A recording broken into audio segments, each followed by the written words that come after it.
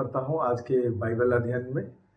मेरे प्रियो, और सारा बातों को सीखेंगे और बारीकी से सीखने का हम लोग प्रयास करेंगे, कोशिश करेंगे, क्योंकि हम लोगों को अगर उसको समझने नहीं पाएंगे तो हम लोग जानने नहीं पाएंगे कि प्रकाशन है क्या, भेद का रहस्य क्या है, और ये सारे चीज को दिन प्रतिदिन हम लोग सीखते जाएंगे।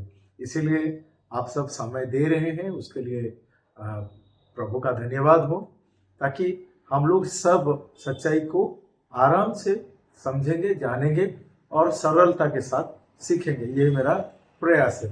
तो आज हम लोग दिखाएंगे कि बाइबल स्टडी में 2 तिमोथी 2:15 में इस प्रकार से लिखा गया है कि वचन को भाग करो, rightly dividing the word of truth. इस प्रकार से केजीबी में लिखा गया है, किंग जेम्स वर्स से लिखा गया है। तो ये स्टडी जो है मैं किंग जेम्स बाइबल से के ऊपर आधारित है, तो उसी के हिसाब से आपको सबको समझना चाहिए। ये जो राइटली डिवाइडिंग, भाग करो, ये केवल किंग जेम्स में लिखा गया है। दूसरे जो ट्रांसलेशन है वो ट्रांसलेशन में लिखा गया है कि सत्य का वचन को काम में लाओ, हैंडलिंग द वर्ड लिखा गया है, हैंडलिंग लिखा गया है। तो उसी तरह पर हम लोगों को समझना है कि भाग करने की आवश्यकता है। तो हम लोग वचन को 3 भाग से किए। सत्य का वचन, सत्य को सत्य से हम लोग भाग कर रहे हैं। तो अतीत, वर्तमान, भविष्य, time past, but now, as to come. तो जो अतीत है, क्या हो चुका है, वर्तमान क्या चल रहा है, और आने वाला भविष्य में क्या होने वाला है, इसको समझना जरूरी है। क्योंकि ये जब तक हम लोग मूल रूप से बाइबल की ओर नहीं लौटेंगे, उसका क्या सब चीज लिखा गया है, समझाया गया है, परमेश्वर की योजना क्या है, हम लोग समझ नहीं सकते। बिना बाइबल का हम लोग समझ नहीं सकते। इसलिए वचन की ओर लौटना बहुत जरूरी है। तो अतीत, वर्तमान, भविष्य। तो अतीत में जो कॉवेनेंट था, अर्थात जो नियम दिया गया था, पुराना नियम, जो नियम, वो नियम मोजेस को दिया गया था, मूसा को दिया गया था। तो ये कॉवेनेंट जो है, जो नियम था, पुराना नियम, जो व्यवस्था दिया गया था, वो व्यवस्था मूसा को दिया गया था, और वही व्यवस्था को पालन करने के लिए सख्त नियम और पाबंदी था। क्योंकि व्यवस्था को अगर कोई पूरा नहीं करेगा तो फिर वो परमेश्वर का दृष्टिकोण में आ नहीं सकता, या फिर प्रसन्नता का काबिल नहीं हो सकता। पर ये जो व्यवस्था था, जो नियम था, वो नियम सब कोई पालन नहीं कर सकता। तो हम लोग देखते हैं वर्तमान के समय में, वर्तमान क्या हुआ, ग्रेस आया, अनुग्रह, अनुग्रह का समय पे हम लोग हैं। इसको समझने का बहुत जरूरत है। क्यों मैं ये आपको समझाना चाहता हूं, क्योंकि हम लोगों को लगता है कि बाइबल में पुराना नियम है और नया नियम है, पुराना नियम, नया नियम। तो वो चीज को मैं समझाऊंगा। प्रभु यीशु मसीह आए, नया नियम के बारे में बताए, किंगडम कम, स्वर्ग राज्य निकट है। तो जो नया नियम प्रभु यीशु मसीह ने जो नया नियम के बाद कहा है, उसको भी हम लोग देखेंगे। तो बाइबल में पुराना नियम, नया नियम और अनुग्रह है। तो मेरे प्रियो, अनुग्रह को समझने का जरूरत है। तो ये जो अनुग्रह जो है, ये पौलुस के जरिए से दिया गया, पौलुस के जरिए से दिया गया है अनुग्रह। तो प्रभु यीशु मसीह की जो सेविकाई था, सेविकाई के बाद उनका क्रूसिफिकेशन होता है, मारा जाते हैं, गाड़े देते हैं, प्रभु यीशु मसीह जी उठते हैं। जी उठने के बाद स्वर्ग से पौलुस को, जो आने जाति का प्रेरित है, तो उसी को हम लोग अगर देखेंगे तो प्रेरित पुस्तक उसका 9 अध्याय में इस प्रकार से लिखा गया है। मैं आपको उत्साहित करना चाहता हूं, वचन को सही समझे। परंतु प्रभु उससे कहा, तू चला जा, क्योंकि वो तो अन्य जाति और राजाओं और इजरायली के सामने मेरा नाम प्रकट करने के लिए मेरा चुना हुआ पात्र है। तो प्रेरित 9:15 में इतना सुंदर सा लिखा गया है कि पौलुस जो जाएगा वो अन्य जाति के बीच में जाएगा। तो मेरे प्रियो, इसको हम लोगों को समझना चाहिए कि ये जो अनुग्रह है ये अन्य जाति के लिए उपलब्ध करवाया गया केवल पौलुस के जरिए से। तो अभी हम लोग देखेंगे, अभी जब रैप्चर हो जाएगा, जब उठाया जाएगा, उसके बाद क्या आएगा, नया कवरेट या नया नियम चालू होगा। नया नियम 1000 साल का जो शासन काल रहेगा वो नया नियम में आएगा। तो अभी हम लोग अनुग्रह का समय में चल रहे हैं और ये अनुग्रह शिक्षा का जो प्रेरित है वो पौलुस है। इसीलिए रोमी पुस्तक उसका 11:13 में लिखा गया है, मैं तुम अन्य जाति से ये बात कहता हूं जबकि मैं अन्य जाति के लिए प्रेरित हूं। तो ये जो ग्रेस है अन्य जाति के पास पहुंचा केवल पौलुस के जरिए से। इसको हम लोगों को क्लियर होने की आवश्यकता है। अंधाधुंध जो सो अपने ऊपर लागू ना करे। ये जो कॉवेनेंट था, ये जो पुराना नियम था, ये नियम और या फिर नया नियम हम लोग देख रहे हैं, तो ये इजरायली लोगों के लिए था, इजरायली अर्थात यहूदी लोगों के लिए ये था। तो पर हम यहूदी नहीं है, हम लोग यहूदी नहीं है, हम यूनानी या फिर अन्य जाति, हम लोग अन्य जाति है। तो इसको समझना बहुत जरूरी है। बहुत बार कंफ्यूजन होता है। संपूर्ण बाइबल परमेश्वर की प्रेरणा से लिखा गया है। दूसरा तिमोथी 3:16 संपूर्ण पवित्र शास्त्र परमेश्वर की प्रेरणा से रचा गया है और उपदेश और समझाने और सुधारने और धार्मिकता की शिक्षा के लिए लाभदायक है। संपूर्ण पवित्र शास्त्र परमेश्वर की प्रेरणा से तो रचा गया है, पर 2:15 में लिखा गया है कि उसको भाग करो, क्योंकि संपूर्ण जो पवित्र शास्त्र है वो सबके लिए नहीं लिखा गया है। जो पुराना नियम था वो अन्य जाति के लिए है, नया नहीं था, और जो नया नियम है वो अन्य जाति के लिए नहीं है, बल्कि अनुग्रह जो है वो अन्य जाति के लिए है। ये अनुग्रह हम सबों के लिए है। हमें व्यवस्था से अनुग्रह के साथ नहीं मिलाना है कि नया नियम से अनुग्रह के साथ मिलाना नहीं है, क्योंकि ये हम लोगों के लिए है। अच्छा, तो उसके बाद उत्पत्ति से लेके यूहन्ना तक हम लोग देखते हैं वो पुराना नियम में जाता है। पुराना नियम में जाता है। वो केवल इजरायली लोगों के लिए है, यहूदी लोगों के लिए है। आपको समझना है, पूरा जो बाइबल है उत्पत्ति से लेके प्रकाशित वाक्य तक, तो पूरा संपूर्ण पवित्र शास्त्र परमेश्वर के प्रेरणा से रचा गया है, और उसको भाग करने का जरूरत है, और हम लोग को भाग करना चाहिए।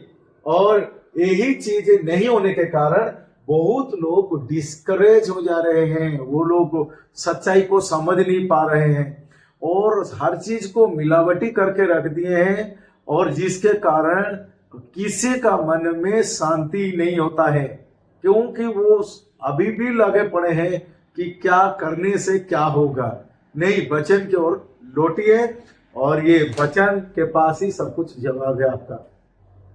तो हम लोग देखते हैं, तो उत्पत्ति से लेके यूहन्ना तक ये अतीत है, ये हो चुका है, अतीत है। रोमी से लेके फिलमोन तक ये वर्तमान चल रहा है। अभी इसी में आप हो, यहाँ पर वर्तमान चल रहा है। और उसके साथ साथ क्यों चल रहा है? क्योंकि रैप्चर नहीं हुआ है। और ये जो है इसको हम लोग रेवलेशन कहते हैं, प्रकाशन कहते हैं। तो पौलुस को प्रकाशन मिला, भेद मिला। तो हम लोग देखेंगे गालाती पुस्तक में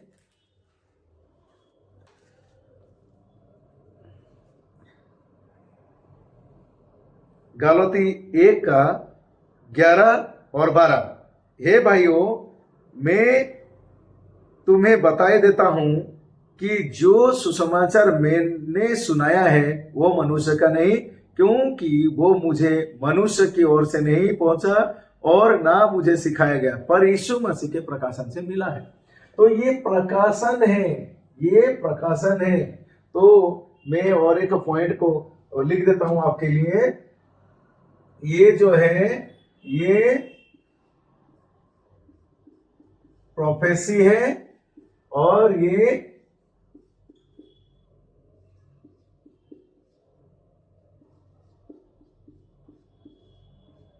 रेवलेशन है और ये फिर